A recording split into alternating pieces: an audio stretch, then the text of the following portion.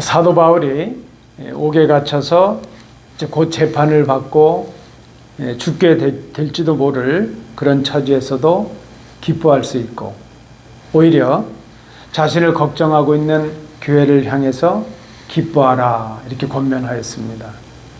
그렇게 할 수 있었던 이유가 무엇이었는가? 우리가 지난주에 말씀으로 살펴보셨습니다. 한마디로 무엇이죠? 그리스도의 복음 때문이었다는 것입니다.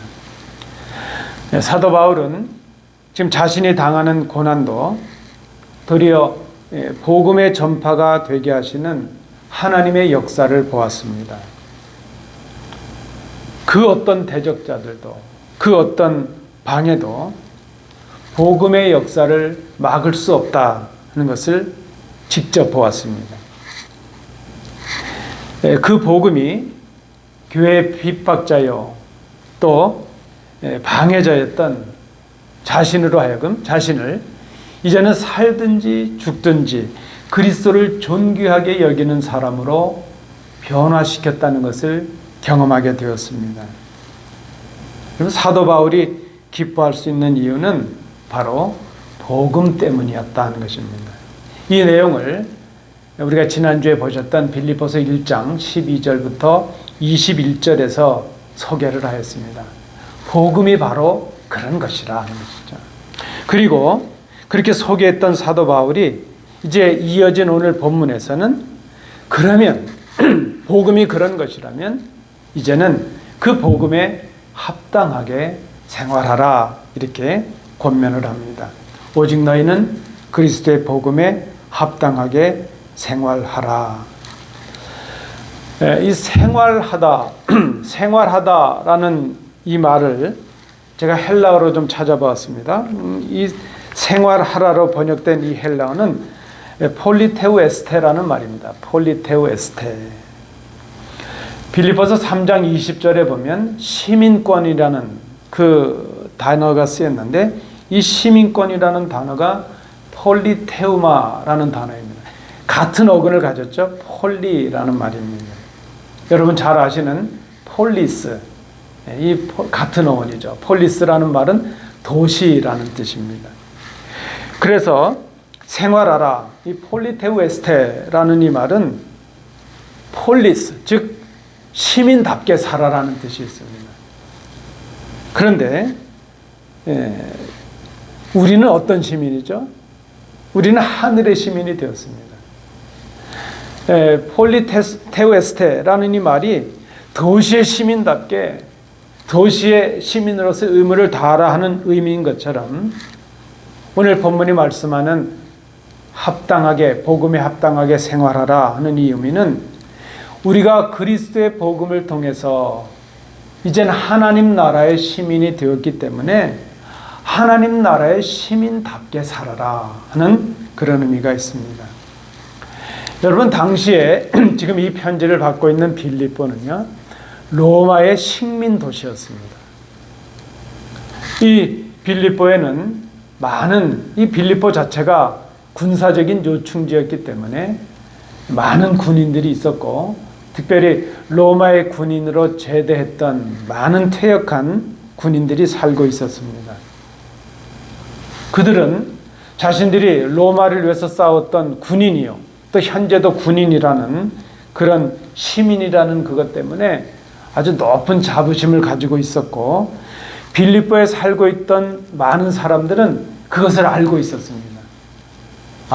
그 로마의 시민, 특별히 로마의 군인이었던 사람들이 얼마나 자부심이 대단한가 하는 것을 알고 있죠.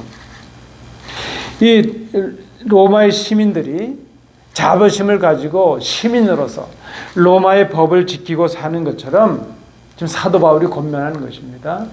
너희들이 보고 있는 로마의 시민들이 그렇게 자부심을 가지고 로마의 법을 지키고 살고 있는 것처럼 성도들이라면, 하나님의 나라의 시민이 되었다면 하나님의 나라의 법을 지키는 시민처럼 살아야 된다 하는 것을 말씀을 합니다.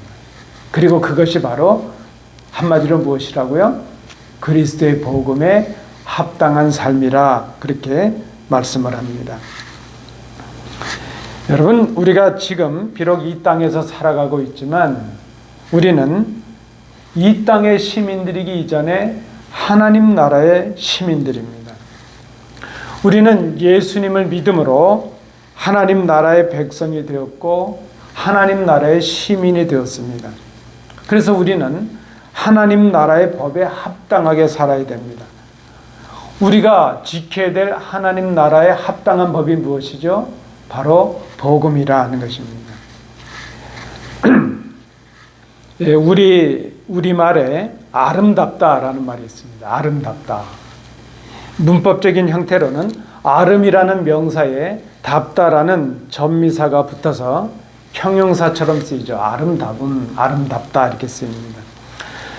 이 어원적으로 보니까 어떤 설명에 따르면 15세기에는 이 말이 아람답다 이렇게 쓰였답니다. 여러분 아시죠? 고어에 점 하나 찍히는 거 있잖아요. 아 발음이 나는데 아람답다 이렇게 표기가 되었고, 아람이라는 말은 나를 뜻하는 말입니다. 한문어로는 나 아자가 쓰이죠. 그래서 아람답다 하는 말은 나답다 하는 뜻입니다. 그래서 우리가 그 어원으로 추측해 볼 때에 아름답다는 것은 나답다는 겁니다. 나. 그 정체성을 가진 그 본체다울 때 그것을 아름답다 이렇게 말합니다. 가령 예를 들면 사람이 사람다운 게 아름다운 거예요. 그렇죠? 자연이 자연다운 게 아름답다는 겁니다. 그렇다면 성도가 성도답게 사는 것이 아름다운 것입니다. 여러분, 아름다운 사람들이 되시기 바랍니다. 아름다운 성도들이 되십시오. 성도다운 것은 그리스도의 복음에 합당하게 생활하는 것을 말합니다. 복음을 지키고 살아가는 것, 하나님의 법대로 살아가는 것, 그게 아름다운 것이고 성도다운 것입니다. 그러면 우리가 오늘 본문을 통해서 살펴봐야 됩니다. 그러면 오늘 본문에서 사도 바울이 말씀하고 있는 복음에 합당하게 사는 것은 어떻게 하는 것이냐, 무엇이냐 하는 것을 오늘 본문을 통해서 생각해 봅니다. 첫 번째입니다. 복음에 합당하게 생활하는 것은 오늘 본문의 사도 바울의 말씀에 따르면 한 마음으로 서는 것, 그렇게 말씀을 합니다. 여기 서다라고 번역된 헬라어는 여러분 전쟁을 할 때 쓰여진 단어입니다. 전쟁을 치르는 군사들이 방패를 들고, 그렇죠? 서로 어깨를 맞대고 적을 대치해서 굳건히 서 있는 그런 모습을 우리로 하여금 연상하게 합니다. 마찬가지로 믿음의 싸움을 하는 성도들의 자세도 이렇게 서야 된다는 겁니다. 군사 한 사람 한 사람이 언제 적이 쳐들어오더라도 이제 바로 대응해서 적을 무찌를 수 있도록 준비를 하고 서 있는 것을 말합니다. 베드로전서 5장 8절은 우리에게 이렇게 권면합니다. 근신하라 깨어라 너희 대적 마귀가 우는 사자같이 두루 다니며 삼킬차를 찾나니, 이렇게 말씀을 하죠. 여러분, 한 사람 한 사람이 각각이 서는 것이 중요합니다. 지금 대오를 맞춰서 서 있는데 그저 누구는 주저앉아 있거나 누구는 졸고 있으면 안 됩니다. 자기 맡은 자리를 지키고 한 사람 한 사람이 서 있는 것, 그것이 중요합니다. 각자가 싸움을 위해서 자신을 세움에 있어서 중요한 것은 오늘 본문은 한 마음을 갖는 것, 그렇게 말합니다. 한 마음을 갖는 게 중요하다. 이게 한 마음을 갖는다는 것은 같은 마음을 갖는 것을 말하고 같은 정신을, 같은 목적을 갖는 것을 말합니다. 27절에 이 한 마음이라는 이 헬라어가요, 엔헤니 퓨뉴마티라는 단어가 쓰여 있습니다. 여러분, 퓨뉴마라는 단어는 잘 아시죠? 엔헤니 퓨뉴마티. 이 퓨뉴마티라는 단어를 어떤 분들은 성령으로 번역을 했습니다. 그래서 이 구절을 성령 안에서 서라, 그렇게 해석하는 분이 있기도 하고, 혹은 이 퓨뉴마를 사람의 마음 혹은 사람의 정신으로 번역을 해서 같은 마음, 같은 한 마음, 이렇게 번역하기도 하죠. 같은 마음으로 서라, 한 마음으로 서라. 우리 공동 번역은요, 한 마음으로 이렇게 번역을 했고, 새 번역은 한 정신으로 이렇게 번역을 했습니다. 여러분, 그래서 우리가 성경을 읽으시다가 다른 번역서들을 대조해서 보는 게 참 의미가 있습니다. 창세기에 보면 특별히 11장에 바벨을 중심한 그 신할 땅을 근거로 해서 큰 성읍을 건설했던 사람들이 있습니다. 그들이 바로 함의 후손들이었습니다. 노아의 아들 중에 함의 후손이었습니다. 그들이 큰 성읍을 건설하고 나름대로 위대한 선언을 하였습니다. 창세기 11장 4절입니다. 자, 성읍과 탑을 건설하여 그 탑 꼭대기를 하늘에 닿게 하여 우리 이름을 내고 온 지면에 흩어짐을 면하자. 그들이 이러한 선언을 할 수 있었던 이유는 그들이 서로 하나가 되었기 때문입니다. 그들이 하나가 될 수 있었던 이유를 성경은 그렇게 기록하고 있습니다. 창세기 11장 11절에 보니까 온 땅의 언어가 하나요, 말이 하나였기 때문이라 그렇게 기록을 합니다. 같은 글로, 같은 말로 그들은 하나의 생각, 하나의 목적을 이루었고 하나의 행동을 했습니다. 여러분, 하나가 되길 원하고 하나가 되기 위해서 노력하는 것 얼마나 귀한 일입니까? 얼마나 감격적인 일입니까? 여러분은 하나가 되려고 얼마나 많이 노력해요. 제가 한국에서 청년부를 인도할 때 집회를 마치고 청년들을 데리고 중국집, 자장면집을 갔습니다. 근데 청년부 회장이 일어나더니 음식을 받겠다고 이제 주문을 받으라고 그래요. 주로 자장면, 짬뽕, 볶음밥 시킵니다. 근데 갑자기 회장이 우리가 하나가 돼야 됩니다. 오늘 우리 다 하나 짜장으로 통일합시다. 그러는 거예요. 그 친구가 짜장을 좋아하거든요. 그러니까 마지못해서 짜장을 했어요. 그랬더니 와, 저보고 그러는 거예요. 목사님, 우리는 하나예요. 그래요. 나도 사실 다른 거 먹고 싶었거든요. 그런 거는 하나라고 말하지 않죠. 여러분, 우리 이 땅의 교회들이 얼마나 많은 교회들이 하나가 되길 원합니까? 이 바벨탑을 쌓았던 사람들이 하나가 되었습니다. 얼마나 감격적입니까? 그런데 문제가 있습니다. 그들의 하나 되면은 하나님의 마음이 없고 하나님의 정신이 없고 하나님이 기뻐하실 목적이 없습니다. 단지 그들은 자신들의 이름을 내고 자신들이 세상의 중심이 되기 위해서 하나가 되기를 원했을 뿐입니다. 결과가 어땠습니까? 하나님께서 그들의 언어를 혼잡케 하시고 하나가 되길 원했던 그들을 온 지면으로, 온 땅으로 흩어버리셨습니다. 여러분, 아담과 하와를 기억하십니까? 아담과 하와는 뱀의 유혹에 빠져서 하나님의 말씀을 어기는데 하나가 되었습니다. 여러분, 출애굽했던 이스라엘 백성을 기억하십니까? 출애굽했던 이스라엘 백성은 모세와 아론을 원망하고 하나님을 거역하는데 하나가 되었습니다. 여러분, 하나가 되는 유혹에 빠지지 말아야 됩니다. 이러한 하나됨은 간교한 사탄의 유혹인 것을 우리가 기억해야 됩니다. 한 마음을 갖는다는 것, 하나가 된다는 것, 그것은 어떤 특정 사람의 생각으로 하나가 되는 것을 의미하지 않습니다. 기억하십시오. 하나님 없는 하나됨은 하나됨이 아닌 것입니다. 이런 하나됨의 유혹에 우리가 빠지지 말아야 됩니다. 먼저 우리가 기억해야 될 것은, 우리가 하나 되기 위해서 먼저 해야 될 것은 주님과 하나가 되는 것입니다. 우리가 하나 되는 길은 우리가 그리스도 안에 거하는 것입니다. 우리가 예수 그리스도를 주와 구주로 믿게 될 때에 우리는 주님과 하나가 됩니다. 십자가의 주님과 하나 될 때에 그를 이 땅에 보내신 하나님과 우리가 하나가 됩니다. 그때 우리가 비로소 하나님의 한 자녀가 되고 우리 서로가 한 가족이 되고 한 형제로 하나가 되는 것입니다. 여러분, 그래서 하나가 된다고 하는 것은 예수를 믿는 사람들에게 주시는 하나님의 선물입니다. 그래서 하나 되면 우리가 노력해서 만드는 것이 아니라 이미 주신 것을 지키는 것입니다. 사도 바울은 에베소서 4장 3절에서 그 말씀의 의미를 이렇게 설명합니다. 평안에 매는 줄로 성령이 하나 되게 하신 것을 힘써 지키라. 우리가 우리의 마음으로, 우리의 주장으로 하나 될 수가 없습니다. 빌립보서 2장 5절 말씀에서도 우리가 한 마음을 가질 수 있는 것은 우리의 각자의 마음 속에 예수 그리스도의 마음을 품을 때 그것이 가능하다 말씀을 합니다.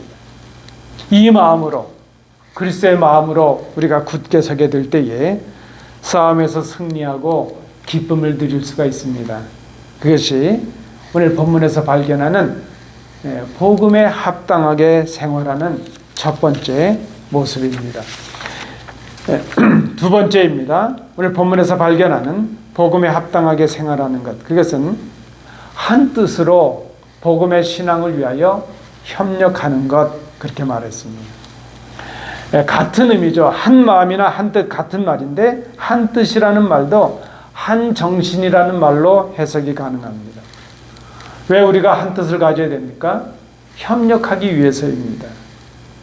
이 협력하라 하는 말은 싸움을 하는데 함께 싸우라는 뜻이죠. 경주에 나간 팀이 이제 한 팀이 되었다면 함께 그 승리를 위해서 수고하는 것을 말합니다. 함께 싸우는 것을 의미합니다. 여러분 아시는 대로 사도 바울이 이 편지를 쓸 때 빌립보 교회는 내외적으로 어려움을 당하고 있었습니다. 밖에서도 핍박이 있고요. 안에서도 내분이 있었습니다. 여러분 진짜 힘든 것은 밖으로부터 오는 박해가 아닙니다. 내적인 싸움이 더 힘든 것이죠. 정말 교회가 어려울 때가 언제입니까? 교회가 당하는 그 위기가 언제인가 하면요. 교회에 문제가 있느냐 없느냐 그게 문제가 아닙니다. 그게 위기가 아닙니다. 여러분 초대교회도 어려웠는데 지금도 어렵죠. 교회는 문제가 끊이지 않습니다. 교회가 어려움을 당하는 때 정말 교회가 위기가 생기는 것이 언젠가 하면 그 어려움을 당했는데 함께 싸우지 않는다는 것 그게 바로 위기입니다. 교회가 어려움을 당했는데 교회에 문제가 있는데 그 문제를 놓고 마음을 모으고 함께 협력해야 되는데 함께 모으지 않을 때 그게 바로 문제라는 겁니다. 누구는 교회 어려움을 해결하기 위해서 애쓰고 있는데 한쪽에서는 그 어려움을 몰라라는 거죠. 그런 게 바로 위기라는 것입니다. 문제를 직면했는데 문제를 앞에 두고 함께 힘을 모아 협력하여 싸우지 않는 것, 함께 수고하지 않는 것, 그것이 바로 교회 문제요, 교회 위기라 말할 수 있습니다. 또 다른 면에서 보면 교회 위기는 마땅히 싸워야 할 것을 싸우지 않는 게 문제라는 겁니다. 성도된 우리가, 교회된 우리가 마땅히 싸워야 될 것이 있는데 싸우지 않는 것, 그것이 문제입니다. 여러분, 이 땅의 많은 교회들은 더 이상 복음의 신앙을 위해서, 믿음을 지키는 일을 위해서 싸우지 않습니다. 적당히 세상과 타협을 하죠. 도리어 싸우지 말아야 될 문제를 가지고 싸웁니다. 여러분 싸움의 용사들이시죠? 여러분 싸움의 전문가들이세요. 아닌 것처럼 여러분 부부 싸움의 전문가시고요.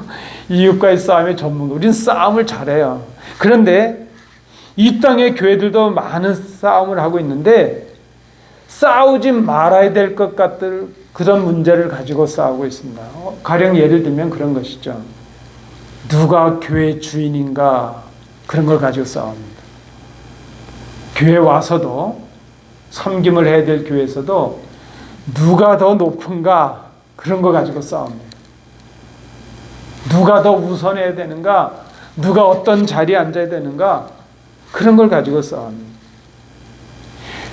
교회 안에서도 자기의 주장을 관철하고 자기 이익을 위해서 싸웁니다. 교회마저도 그래요. 세상과 다를 바가 없습니다. 그저 더 많이 가지고 더 자신들의 유익을 위한 그런 일들을 위해서 싸우고 있습니다. 여러분, 그 교회가 진실한 교회인가 아닌가, 저 성도가 진실한 성도인가 아닌가 어떻게 판단할 수 있습니까? 그가 지금 무엇을 가지고 싸우고 있는가? 그 모습 속에서 성도의 진면목이 드러나고 교회의 진면목이 드러날 수 있습니다. 여러분, 우리 교회는, 성도들은 복음의 신앙을 위해서 함께 싸울 수 있어야 됩니다. 복음의 신앙이 무엇인가? 복음의 신앙은 그리스도의 복음을 위해서, 그 그리스도의 복음을 통해서 우리에게 임한 신앙을 말합니다. 우리가 할 수 있는 대로 힘을 다해서 합쳐서 협력해서 지켜내고 싸워야 할 것은 복음을 대적하는 악한 세력으로부터 복음의 신앙을 지키는 것입니다. 여러분, 지금 이 시대는요, 믿음이 편한 시대 같지만 믿음을 지키기 어려운 시대입니다. 겉으로는 아무도 우리를 박해하지 않는 것 같지만 우리의 신앙을 지키기 어려운 시대입니다. 싸워야 합니다. 악한 세력부터 복음의 신앙을 지키는 일, 그리스도를 믿는 신앙으로 지키는 일, 믿음으로 구원을 받는 복된 소식, 복음에 대한 신앙을 지키기 위해서 우리가 싸워야 된다는 겁니다. 에베소서 6장 12절의 말씀입니다. 우리의 씨름은 혈과 육을 상대하는 것이 아니요 통치자들과 권세들과 이 어둠의 세상 주관자들과 하늘에 있는 악의 영들을 상대함이라. 여러분, 우리의 싸움의 대상을 바로 보셔야 됩니다. 우리의 싸움의 대상은 우리 성도들이 아닙니다. 성도들은 오히려 함께 악한 사단을 대적해서 싸워야 될, 힘을 합쳐야 될 우리의 동역자입니다. 한 팀입니다. 우리의 동지들입니다. 우리는 한 뜻으로 협력해서 복음을 지키고 증거하기 위한 선한 싸움을 싸워야 됩니다. 그러면 승리할 수 있습니다. 그러면 기뻐할 수 있습니다. 사도 바울은 그런 싸움, 선한 싸움을 하는 것이 바로 복음에 합당하게 생활하는 것이라 우리에게 권면해 주고 있습니다. 마지막 세 번째입니다. 복음에 합당하게 생활하는 것은 복음의 일을 행함에 두려워하지 않는 것이라 그랬습니다. 28절 말씀입니다. 사도 바울이 말씀입니다. 아무 일에든지 대적하는 자를 인하여 두려워하지 아니하는 이 일을 듣고자 함이라. 말씀드린 대로 빌립보 교회는 핍박이 있었습니다. 거짓 교사들의 유혹이 있었고 교회 안에 내분으로 인해서 어려움이 있었습니다. 사탄의 공격을 받고 있었습니다. 그런데 그런 형편과 처지에 있지만 사도 바울은 성도들에게 그렇게 권면합니다. 두려워하지 마십시오. 도망하지 마십시오. 피하지 마십시오. 오히려 담대하게 맞서서 영적인 싸움을 싸우십시오. 그렇게 권면을 합니다. 여러분, 싸움에서, 전쟁에서 이기기 위해서 필요한 것이 무엇입니까? 말씀드린 대로 한 마음을 가지고 자기 자신을 세우는 것, 같은 목적을 가지고 서로 이제 협력하는 것 다 중요하죠. 그런데 그런 마음을 가지고 서서, 그런 마음을 가지고 협력해서 싸워야 된다는 겁니다. 그런 마음을 가지고도 두려워하고 적을 피해 도망한다면 전쟁에서 승리할 수가 없습니다. 한 마음으로 서는 것 중요하고 한 뜻으로 협력하는 것 중요한데 그 다음에 그 어떤 적들이라 할지라도 두려워하지 말고 싸우라는 겁니다. 싸움에 임하라는 겁니다. 왜 우리가 적을 두려워하지 않고 승리를 확신할 수 있을까? 확신을 가져야 싸움에 임할 수 있죠. 오늘 사도 바울은 말합니다. 대적자들이 교회와 성도들을 핍박하는 것은 그리스도 안에 있는 하나님의 은혜를 저버리고 하나님의 은혜를 대적한 것이 되기 때문이라는 겁니다. 우리 복음을 전하는 우리를 대적하는 그 대적자들은 하나님과 대적하는 것이 되기 때문에 그들은 멸망할 수밖에 없다는 겁니다. 여러분 기억하십시오. 복음을 전하는 것은 방해자들이 있고 대적자들이 있습니다. 믿음을 지키는 것은 어려움이 있습니다. 그러나 복음을 전하는 교회를 대적하는 것 자체가 이미 그들이 멸망의 길에 들어섰다는 증거라는 겁니다. 반대로 복음을 전하는 우리가 복음을 전하는 교회가 대적을 받고 어려움을 당하는 것, 그것은 그 교회가 구원을 받았다는 증거라는 것입니다. 또 사도 바울이 설명합니다. 왜 고난과 역경을 두려워하지 말아야 되는가? 고난도 하나님께서 주신 은혜이기 때문입니다. 여러분, 하나님께서 햇빛만 주십니까? 때로는 천둥도 치고요, 번개도 치고요, 비도 내리지 않습니까? 깜깜한 암흑도 있지 않습니까? 왜 우리가 고난과 역경을 두려워하지 않는가? 고난마저도 하나님께서 주신 은혜라는 것입니다. 정말 우리가 생각해야 될 것이 있는데, 그것이 무엇인가 하면 누구를 위한 고난인가 하는 것이죠. 지금 무엇 때문에 고난을 받고 있는가, 그것을 생각하는 것이 중요합니다. 그리스도를 위하여 받는 고난, 복음 때문에 받는 부끄러움, 그것은 오히려 은혜라는 것입니다. 오히려 그것이 우리에게 영광이 됩니다. 그리스도를 위하여, 복음을 위하여 우리가 받는 고난은 하나님께서 주신 은혜이기 때문입니다. 여러분, 좀 부끄러운 고백을 하나 합니다. 저희 부모님들은 우리 아들 삼형제를 위해서 고생을 많이 하셨습니다. 특별히 저희 어머님은 고생을 많이 하셨는데, 그저 아버님이 병환 중에 계실 때는 가족 생계를 어머님이 하시기 위해서 일도 안 하셨던 분이 그저 굳은 일 안 해보신 것이 없어요. 그 어려운 일들을 많이 하셨습니다. 근데 저 어릴 때 저는 그 어머님이 친구들 앞에 부끄러운 거예요.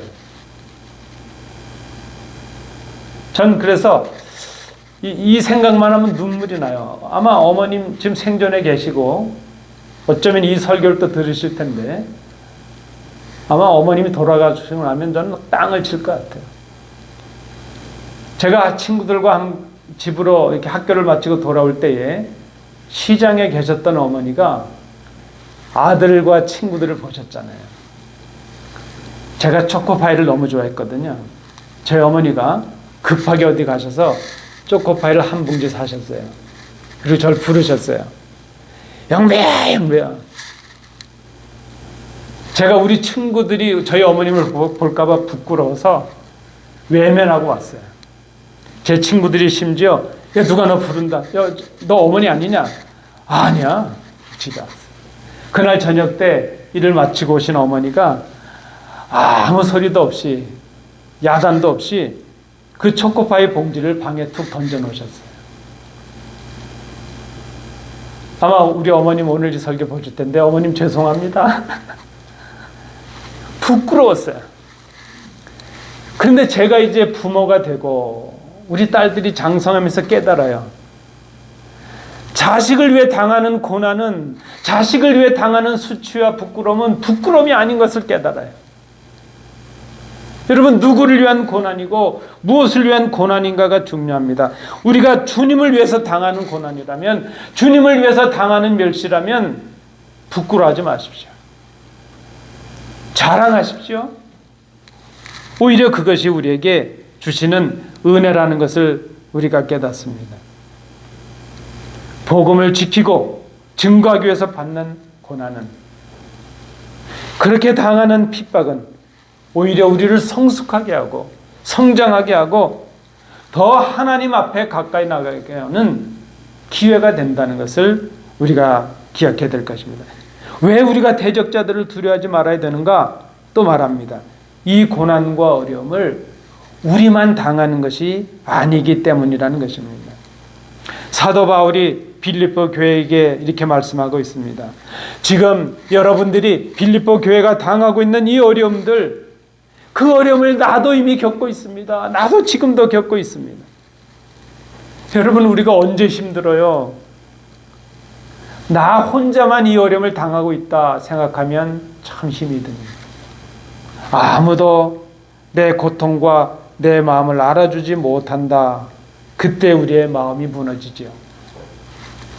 그러나 여러분 기억하십시오. 지금 우리가 당하고 있는 고난과 아픔은 나만 당하고 있는 것이 아니라는 것입니다. 사실 겉으로 말하지 않아서 지금 여기 계신 모든 분들 다 나름의 아픔이 있고 상처가 있어요. 우리 모두 다 함께 고통을 겪고 있습니다.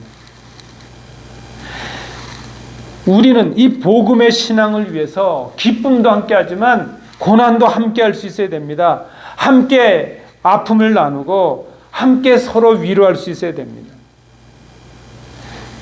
우리 옛말에 백지장도 종이 한 장도 맞들면 낫다, 같이 들면 낫다는 말이 있죠. 혼자 하면 힘든 일, 혼자 하면 절망스러운 일들도 우리가 마음을 모으고 함께 협력하면 쉽게 할 수 있다는 것입니다. 그것이 복음에 합당하게 생활하는 것입니다. 기쁨도 고난도 마음을 모아서 힘을 합쳐서 나누는 것입니다. 신앙을 지키는 일, 믿음을 지키는 일에 방해가 있고 대적자들이 분명히 있습니다. 그러나 복음의 신앙을 위하여 당하는 고난, 그런 어려움, 그런 대적자들의 핍박과 방해를 두려워하지 말라는 겁니다. 믿음을 지키는 일, 선을 행하는 일을 하다가 어려운 일을 당할 때 낙심하지 말아야 됩니다. 포기하지 말아야 됩니다. 때가 되면 거두게 하시기 때문입니다. 여러분, 오늘 사도 바울이 말씀합니다. 복음에 합당하게 생활하는 것은 복음의 일을, 그 복음을 위해서 행하는 일을 두려워하지 않고 행하는 것이라 하는 겁니다. 말씀을 맺습니다. 복음에 합당하게 생활하라. 그리스도의 복음에 합당하게 생활하라. 그것은 한 마음으로 믿음에 굳게 서는 것을 의미합니다. 협력하기 전에 나 자신을 세우는 것입니다. 그 다음에 한 뜻으로 복음을 위하여 협력하는 것입니다. 어떤 고난이 있든지 어떤 역경이 있든지 두려워하지 않고 승리의 확신을 가지고 싸움에 임하는 것입니다. 사도 바울은 그것을 복음에 합당한 생활, 복음에 합당한 삶이라 그렇게 말씀을 합니다. 그것이 바로 그리스도인다운 삶입니다. 교회다운 삶입니다. 말씀드렸던 아름다운 삶입니다. 그때 우리가 하나님을 기쁘시게 할 수 있습니다. 하나님을 기쁘시게 하는 사람은 하나님께서 주시는 기쁨을 누리게 됩니다. 그것이 곧 예수를 믿는 삶이라는 것입니다. 여러분, 예수 믿는 기쁨을 회복하시기 바랍니다. 그것이 그리스도인다운 것이요, 교회다운 것입니다. 이 말씀의 감격을 간직하시는 복된 성도들 되시기를 축복합니다. 기도합니다.